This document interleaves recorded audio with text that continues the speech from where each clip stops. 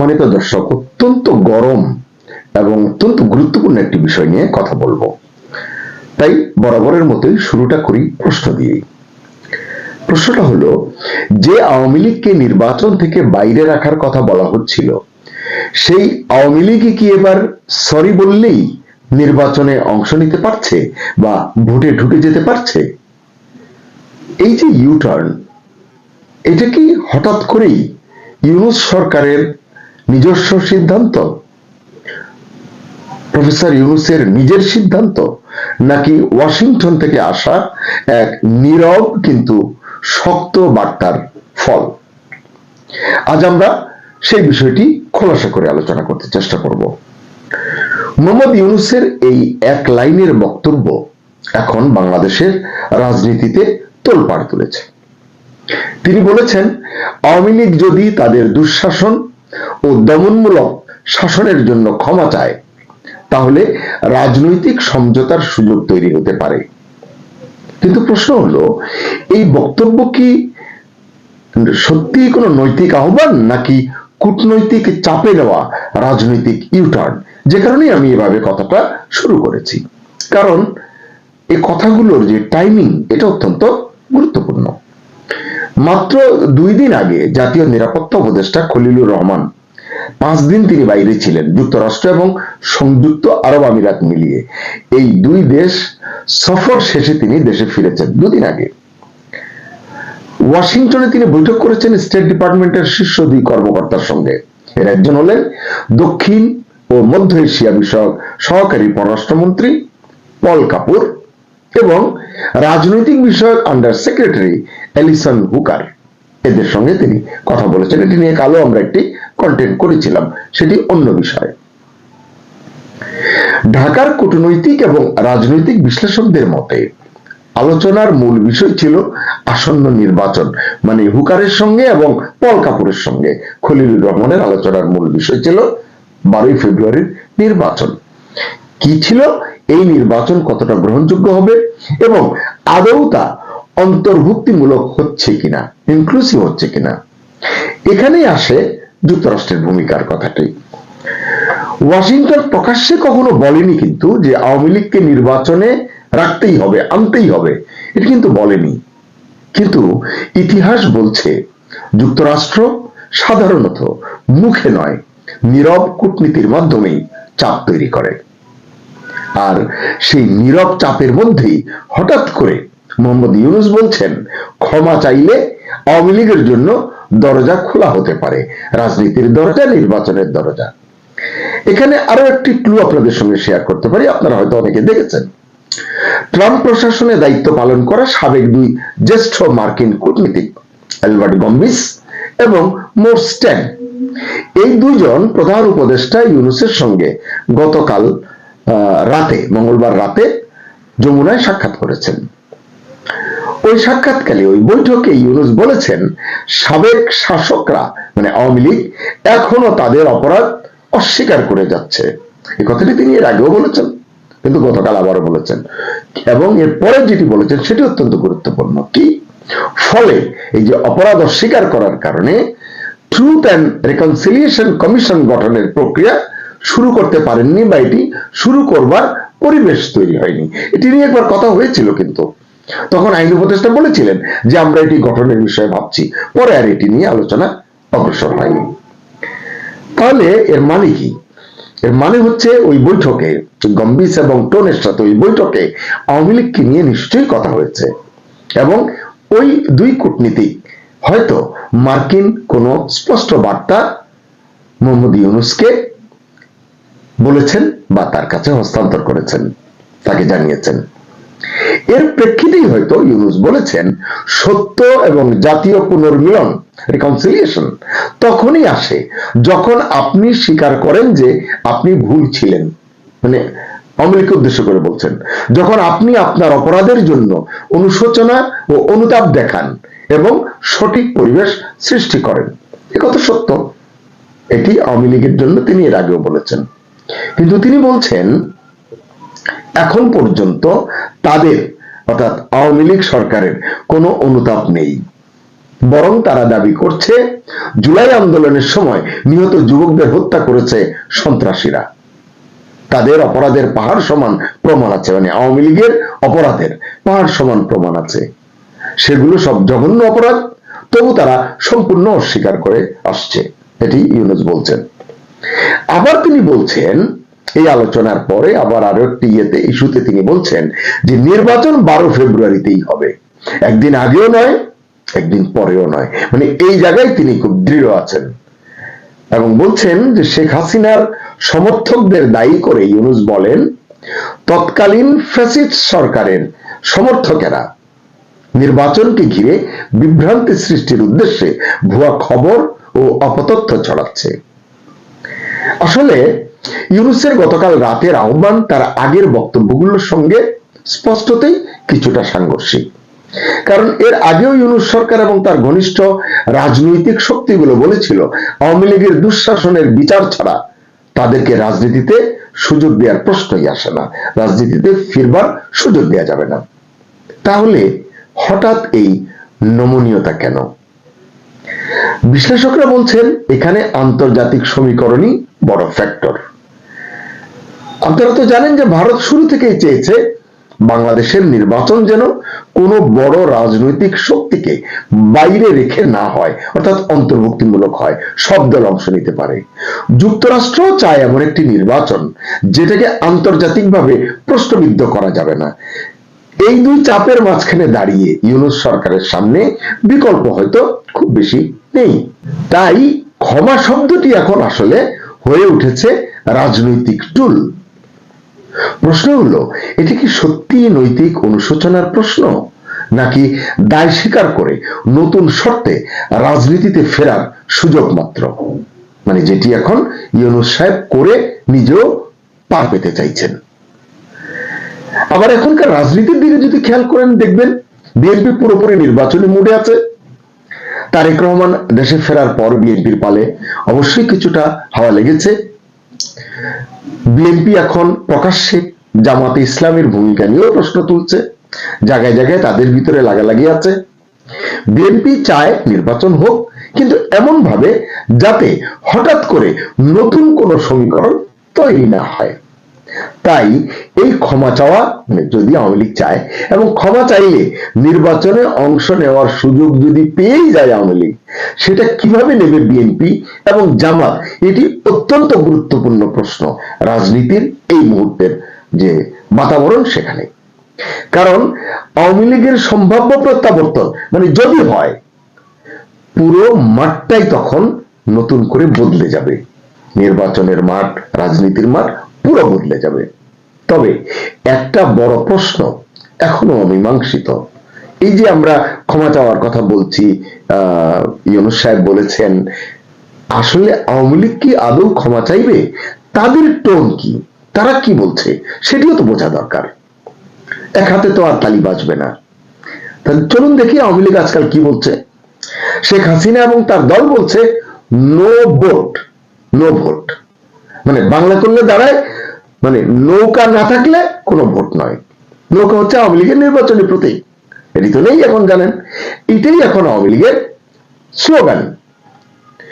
গতকাল মঙ্গলবার এই স্লোগান দিয়েই দেশবাসীর কাছে মোহাম্মদ ইউনূসের নেতৃত্বাধীন অন্তর্বর্তী সরকারের তত্ত্বাবধানে আয়োজিত যেটি হতে যাচ্ছে ত্রয়োদশ জাতীয় সংসদ নির্বাচন বয়কটের ডাক দিয়েছেন ক্ষমতাচ্যুত এবং নির্বাসিত প্রধানমন্ত্রী শেখ হাসিনা।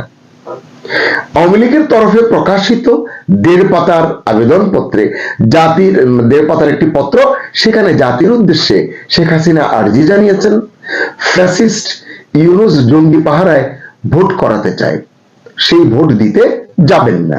যে ব্যালটে নৌকা প্রতীক থাকবে না, যে নির্বাচনে আওয়ামী লীগ অংশগ্রহণ করতে পারবে না, সেখানে আমাদের সমর্থক, মানে আওয়ামী লীগের সমর্থক কোন ভোটারেরা কেউ ভোট কেন্দ্রে যাবেন না, এটি তার তরফ থেকে আহ্বান। মাস 3 আগে রয়টার্সকে দেওয়া এক সাক্ষাৎকারেও ভোট বয়কটের ইঙ্গিত দিয়েছিলেন শেখ হাসিনা। তাহলে বোঝা গেল যে এই হচ্ছে আওয়ামী লীগের অবস্থান নির্বাচনে অংশ নেওয়া না নেওয়া নিয়ে। আবার যদি মনে করা হয় যে আওয়ামী লীগ সত্যি ক্ষমা চায়, কারণ রাজনীতিতে তো শেষ কথা বলে কিছু নেই। তো যদি ক্ষমা চায়, সেটা কি আওয়ামী লীগের জন্য রাজনৈতিক আত্মসমর্পণ হবে, নাকি বহুদিন পর নির্বাচনী রাজনীতিতে ফেরার কৌশলী চাল হবে? প্রধান উপদেষ্টা ইউনূসের একটি বাক্য আজ বাংলাদেশের রাজনীতিকে দাঁড় করিয়ে দিয়েছে এক বড় ক্রসরোডে। এই রাস্তা কোথায় গিয়ে শেষ হবে? ঘোষিত তফসিল অনুযায়ী, মানে 12ই ফেব্রুয়ারি অনুযায়ী এই নির্বাচন ফেব্রুয়ারিতেই হবে, নাকি নতুন তফসিল ঘোষণার উপলক্ষ তৈরি হবে, নতুন তফসিল ঘোষণা করা হবে? কারণ আওয়ামী লীগ যুক্ত হলে তো তফসিল বদলাতেই পারে, এমন রেকর্ড অতীতে কিন্তু আছে। নাকি নতুন সমঝোতায় পথ চলা শুরু হবে? এই প্রশ্নগুলো কিন্তু উঠছে, এবং এই প্রশ্নের উত্তরগুলি এখন আমাদের অপেক্ষা করে দেখার বিষয়। সুপ্রিয় দর্শক শ্রোতা, শেষ করার আগে আপনার জন্য প্রশ্ন, যে দলকে, মানে আওয়ামী লীগকে গণতন্ত্র ধ্বংসের দায়ে ক্ষমতার বাইরে রাখার প্রাণান্ত চেষ্টা হয়েছিল বা হচ্ছে, তারা কি এবার শুধু সরি বলেই ভোটের মাঠে ঢুকে পড়তে যাচ্ছে, নাকি এই যে ক্ষমার রাজনীতি আসলে আওয়ামী লীগকে বাঁচানোর জন্য নয়, একটা প্রশ্নবিদ্ধ নির্বাচনকে আন্তর্জাতিকভাবে বৈধ দেখানোর কৌশল, যেটি নিয়ে আমরা এতদিন কথা বলেছি, যে নির্বাচন তিনি করছেন, ইউনিক বলছেন, ঐতিহাসিক করবেন বলছেন, সেটি আসলে ভোটাররা অংশ না নিলে হবে কিনা, বিশ্ববাসীর স্বীকৃতি পাবে কিনা, এই প্রশ্নটিও কিন্তু ইউনূস সাহেবের সামনে অনেক বড় একটি পরীক্ষা হয়ে দাঁড়িয়েছে। তাই ইউনূস কি সত্যি ন্যায় বিচার চাচ্ছেন, নাকি আন্তর্জাতিক চাপ সামলাতে গিয়ে রাজনীতির দিকটাই আসলে বদলে ফেলছেন? রায় আপনার, কমেন্টে লিখুন সেই রায়ের কথা। ক্ষমা না বিচার, নির্বাচন না সমঝোতা। নির্বাচনের এখনো পর্যন্ত প্রায় 1 মাস বাকি থাকতেই ভোটের ফলাফল যেন মানুষ এর মধ্যে পেতে শুরু করে দিয়েছেন। কারণ যেন তেন কোনো উপায়ে নয়, বিশেষ ডিজাইনে, বিশেষ আয়োজনে, বিশেষ একটি শক্তিকে ক্ষমতায় আনতে ডক্টর ইউনূস সরকার মহা সমারোহে সব ধরনের আয়োজন সম্পন্ন করে রেখেছেন। তার কোনোটির অ্যাপ্লাই এরই মধ্যে শুরু হয়ে গেছে। এটি মানুষের মধ্যে বদ্ধমূল হতে শুরু করেছে, এবং খেলা তো চলছে চারিদিক থেকে, নানান ধরনের খেলা চলছে। নির্বাচনের আগে আমাদেরকে অনেক কিছু দেখতে হবে। কি কি খেলা এর মধ্যে আমাদের সামনে উপস্থিত হয়েছে আমি সে বিষয়ে আসছি। তার আগে খুবই গুরুত্বপূর্ণ একটি বিষয় আপনাদের দৃষ্টি আকর্ষণ করতে চাই। যুক্তরাষ্ট্র কি আওয়ামী লীগকে নিয়ে সরকারের কাছে কোনো প্রস্তাব দিয়েছে? আমরা জানি না। আদৌ এ ধরনের কোনো কিছুর ঘটার সম্ভাবনা এই মুহূর্তে আছে কিনা তাও জানি না। তবে নির্বাচনকে সামনে রেখে যুক্তরাষ্ট্রের একাধিক কূটনীতিক এই মুহূর্তে বাংলাদেশ সফর করছেন। যেমন সফররত 2 কূটনীতিক, যুক্তরাষ্ট্রের সাবেক ভারপ্রাপ্ত under secretary of state Albert গম্বিস এবং সাবেক অ্যাম্বাসেডর অ্যাট লার্জ মরস্ট্যান, এই 2 ব্যক্তি ডক্টর মোহাম্মদ ইউনূসের সঙ্গে বৈঠক করেছেন। বৈঠকে কি কি বিষয় নিয়ে আলোচনা হয়েছে? আসন্ন নির্বাচন, জুলাই গণঅভ্যুত্থান এবং পরবর্তী অবস্থা, গণভোট, নির্বাচনকে লক্ষ্য করে ভুয়া খবর এবং মিস ইনফরমেশন, রোহিঙ্গা সংকট ইত্যাদি বিষয় নিয়ে আলোচনা হয়েছে। তার মধ্যে খুব গুরুত্ব সহকারে যে বিষয়টি উঠে এসেছে এবং গণমাধ্যমে বেশ গুরুত্বের সঙ্গে এসেছে তা হচ্ছে রিকনসিলিয়েশন এবং নির্বাচনকে সামনে রেখে গুজব বা মিস ইনফরমেশনের বিষয়গুলো। প্রধান উপদেষ্টা যেই কথাগুলো বলেছেন তা একটু আপনাদেরকে শোনাই, ভেরি ইন্টারেস্টিং। তিনি বলছেন, আওয়ামী লীগ ভুল স্বীকার করলে রিকনসিলিয়েশন সম্ভব।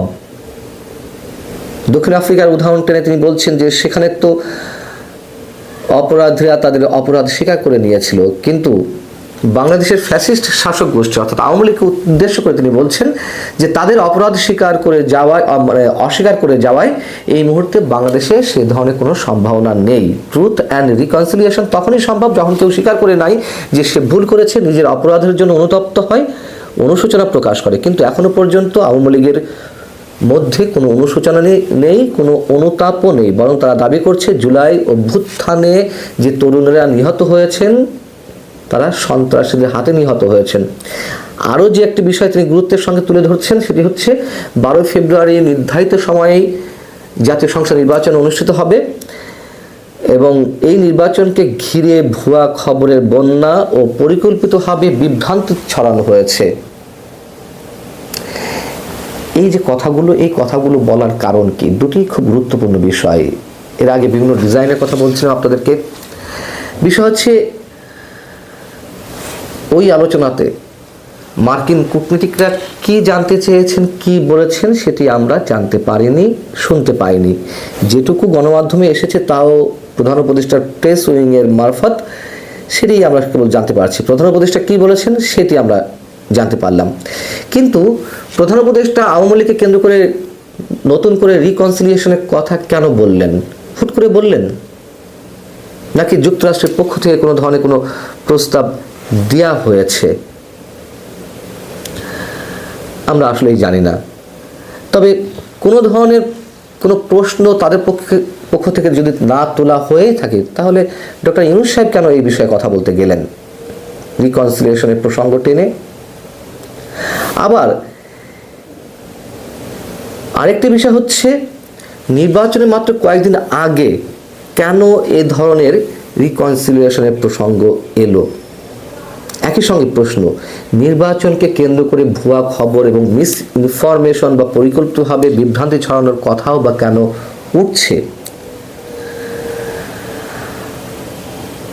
এই একই কথা তিনি মঙ্গলবার জাতিসংঘের মানবাধিকার বিষয়ক হাই কমিশনার ভলকার তুর্কের সঙ্গেও এটি নিয়ে আলোচনা করেছেন। সেখানেও তিনি কি বলেছেন? তিনি বলেছেন, নির্বাচনকে ঘিরে ভুলের তথ্যের বন্যা বইছে। এটি বিদেশি গণমাধ্যম ও স্থানীয় উভয় উৎস থেকে আসছে।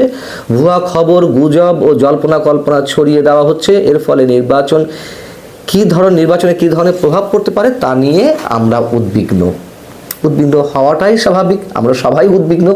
কিন্তু ভুয়া খবর আসলে কোনগুলো? এই যে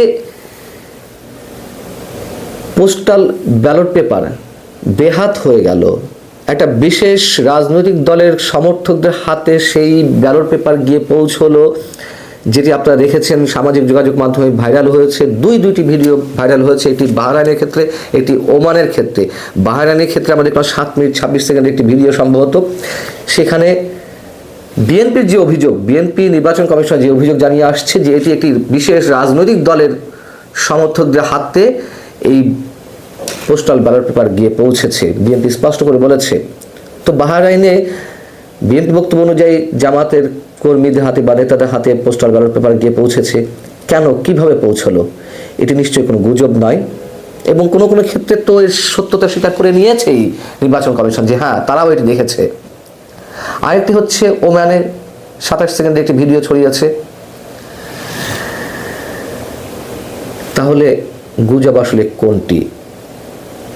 দেশে এই প্রথমবারের মতন প্রবাসীরা ভোট দিতে পারছেন, বা বাংলাদেশের মধ্যে থেকে যারা ভোট কেন্দ্রে ওই সময় উপস্থিত হতে পারবেন না, বিভিন্ন কাজে সরকারি কর্মকর্তারা, তাদের থেকে শুরু করে আরও বিভিন্ন পর্যায়ের মানুষ, এরকম প্রায় 15 লাখ মানুষ, 15,27,155 জন ভোটারের পোস্টাল ভোট নিবন্ধিত হয়েছে। তার মধ্যে 7,60,000 প্রবাসী। এবং হিসেব করে দেখা গেছে, বিশ্লেষকরা বলছেন যে 10,000-এর বেশি ভোটার পোস্টাল ব্যালটের জন্য নিবন্ধিত হয়েছেন, এমন আসন রয়েছে 18টি। আবার 2008 সালে নবম সংসদ নির্বাচন 10,000 ভোটের কম ব্যবধানে যে জয় পরাজয় নির্ধারিত হয়েছিল, সেরকম আসন ছিল 30টি। অতএব এই যে পোস্টাল ভোটের বিষয়টি, এটি একেবারে গুরুত্বহীন কিছু নয়। সেটি এখন কারা নিয়ন্ত্রণ করছে? আবার দেখুন, গণভোটের যে ব্যালট পেপারগুলো, যে প্রায় 12 কোটি 12.5 কোটি ভোটার, তাদের সবার ব্যালট পেপার এরই মধ্যে জেলা পর্যায়ে রিটার্নিং কর্মকর্তাদের হাতে গিয়ে পৌঁছেছে। সেগুলো এখন জেলা প্রশাসকের কার্যালয়ের ট্রেজারিতে অবস্থান করছে। 1 মাস আগেই কেন গণভোটের এই ব্যালট পেপারগুলো পৌঁছে দেওয়া হবে? সেগুলো কারা নিয়ন্ত্রণ করবে? এগুলো কি গুজব? নিশ্চয়ই এগুলো গুজব নয়। নির্বাচন কমিশন নিজেই বলেছে হ্যাঁ সারা দেশে গণভোটে ব্যালট পেপার চলে গেছে। কারণ হিসেবে তারা কি বলছে যে এবার যেহেতু ডাবল ভোট, গণভোট এবং জাতীয় সংসদ নির্বাচনের ভোট, তো 12.25 কোটি ভোটারের জন্য 25-26 কোটি বা 12.5 কোটি ভোটারের জন্য এত এত কোটি ব্যালট পেপার এক জায়গায় রাখা সম্ভব নয়। এটিকে তারা কারণ হিসেবে বলছে। এটি নিশ্চয়ই কোনো কারণ হতে পারে না। এমনকি গণভোটের পক্ষে সরকার বলক কয়ে প্রচারণা চালাচ্ছে যে হ্যাঁ জয়যুক্ত করুন। কেন? এটা তো সরকারের কোনো ম্যাটার নয়, এটা রাজনৈতিক দলের বিষয়, যার জন্যই তো ভোটে দেওয়া হয়েছে। নাহলে তো সরকার ইম্পোজ করে দিতে পারতো। হ্যাঁ কে জয়যুক্ত করতে হবে নাকি না কে জয়যুক্ত করতে হবে তার জন্য প্রচারণা চালাবে বিএনপি থেকে শুরু করে জামায়াতে ইসলামী বা অন্য যেসব রাজনৈতিক দল রয়েছে তারা। সরকার কেন মানুষের করের টাকা খরচ করে এই প্রচারণা নামবে? সরকারের উদ্দেশ্যটা কি? তাহলে যেহেতু গণভোট নিয়ে জামাত এনসিপির আয়োজন বেশি ছিল এবং সেটিকে কেন্দ্র করে বাংলাদেশকে আরও একটি অস্থিতিশীল এবং একটা অনিশ্চিত অবস্থার মধ্যে ফেলে দিতে চায় এমন অভিযোগ তো অনেকে রয়েছে। সেই উদ্দেশ্যটাই কি সার্ভ করছে ডক্টর ইউনূস সরকার?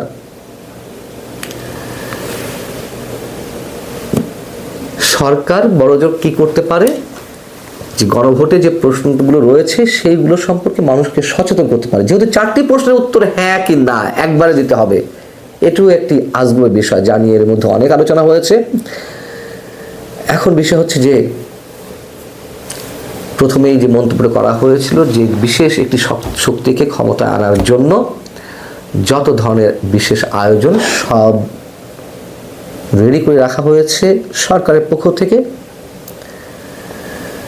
এবং যেই বিষয়গুলো আমাদের সামনে এলো বা আপনাদের সামনে আমি উপস্থিত করলাম এগুলো কি সব ম্যাটিকুলাস ডিজাইনের অংশ নয়? আর খেলার কথা বলছিলাম, বহিঃশক্তির খেলাও রয়েছে, সেগুলো আমাদের সামনে স্পষ্ট হবে। মধ্য কথা, এই যে নির্বাচন হতে যাচ্ছে কোনো মানদণ্ডেই এটি কোনো নির্বাচন নয়। সেটি 2014 নির্বাচন হোক বা 2024 নির্বাচন হোক, 2018 হোক, সেগুলোর চেয়ে কোনো অংশে কম বিতর্কিত হতে যাচ্ছে না, বরঞ্চ আরও জঘন্য কিছু হতে যাচ্ছে। এই বিষয়গুলো বিএনপির মতো রাজনৈতিক শক্তি ভেবে দেখতে পারছে কিনা সেটিও আমাদের কাছে অনেক বড় প্রশ্ন। ভালো থাকুন সবাই।